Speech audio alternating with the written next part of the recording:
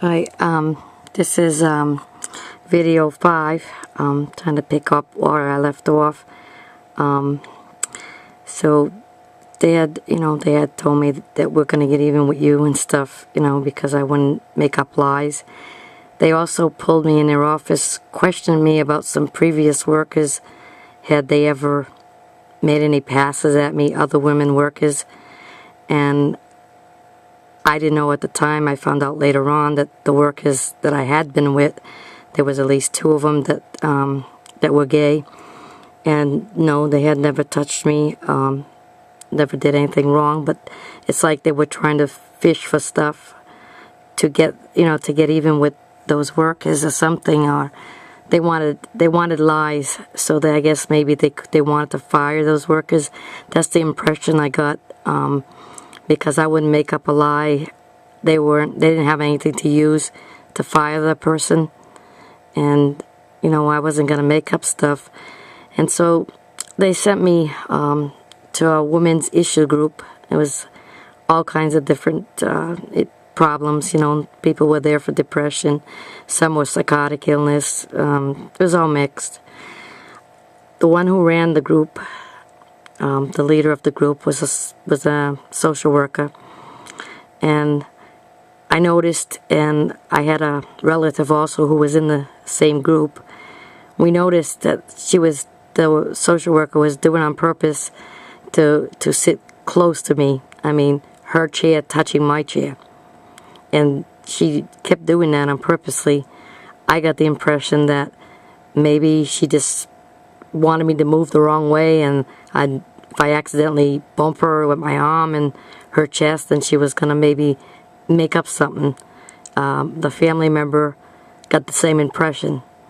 So we did everything we can when we went to the group to sit other places, and had friends that we did know in the group to sit on each side of me, so it would not allow the social worker to sit near me, because everybody's chair was like kind of in a row around the table.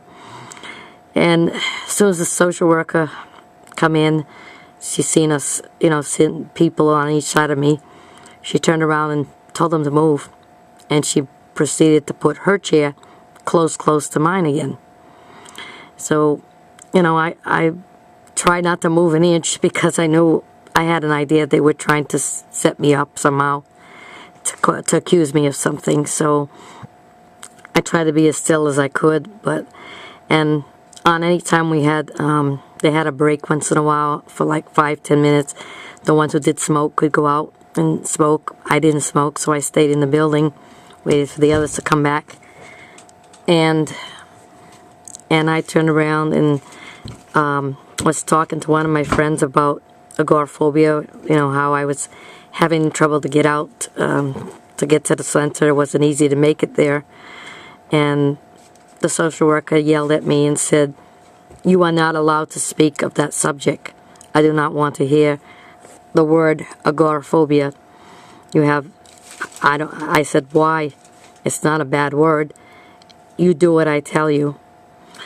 After I was leaving that night out of that appointment, that group meeting, I was leaving, and I got stopped by the director, one of the directors of the clinic, and he says to me, "I've been listening at the door.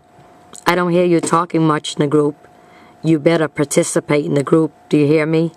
Next time I go by and I listen, I want to see that you're talking about something, and it better not be agoraphobia." So not that subject, but anything else. So, I was hoping I could get out of going to the group, but they wouldn't let me. It was either the group or the male social worker to harass me. So I tried to, put up with it, and put up with the problems of that. Okay, the social worker, the one who had took me out quite a while, there was no counseling. It was just taking me out in the car. My family said, "Well, okay, what's counseling? You had counseling for a long time. You didn't get nowhere. Taking you out in the car is a lot better to do, because that's more beneficial to you. You need, it's." So I put up with her not talking, and not wanting to speak to me about anything. And she found out also that that other social worker had feelings for me. Well, she came to my house to bring me some medication. I don't remember the exact details why I didn't go in, but she had said something like, I'll come to your house, don't come to me.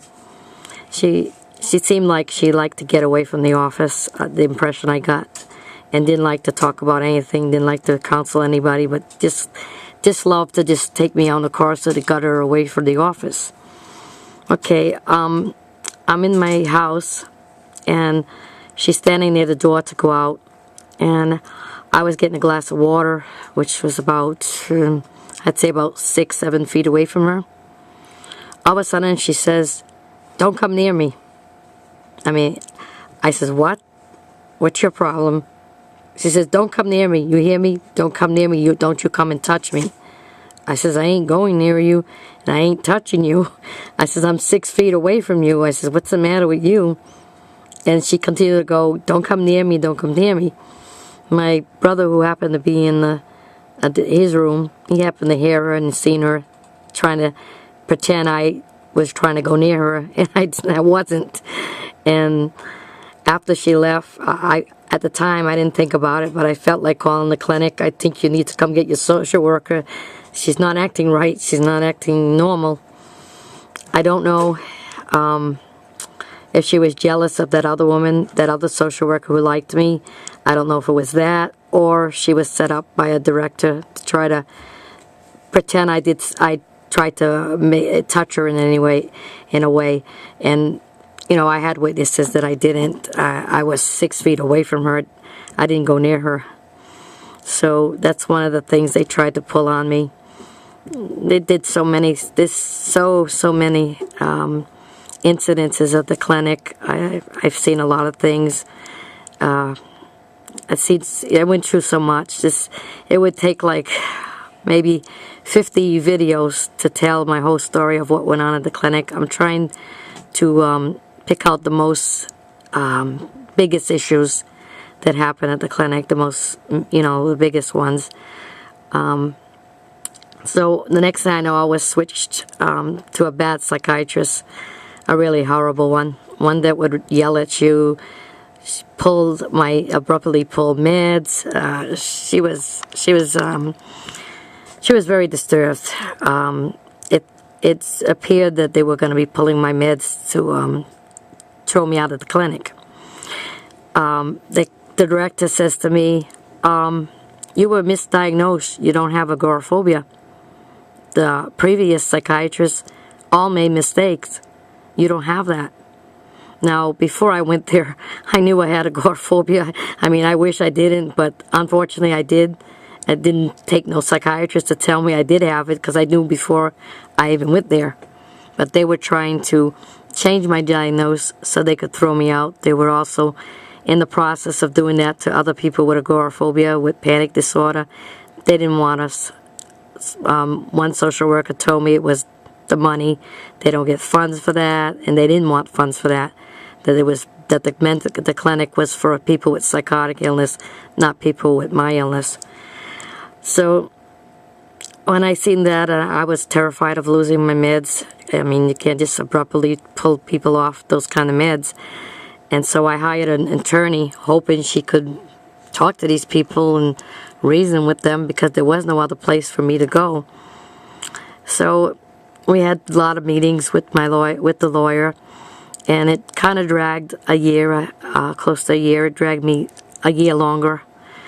And then eventually she changed the diagnosis, saying I did not have agoraphobia, just so they could throw me out and put that I'm terminated.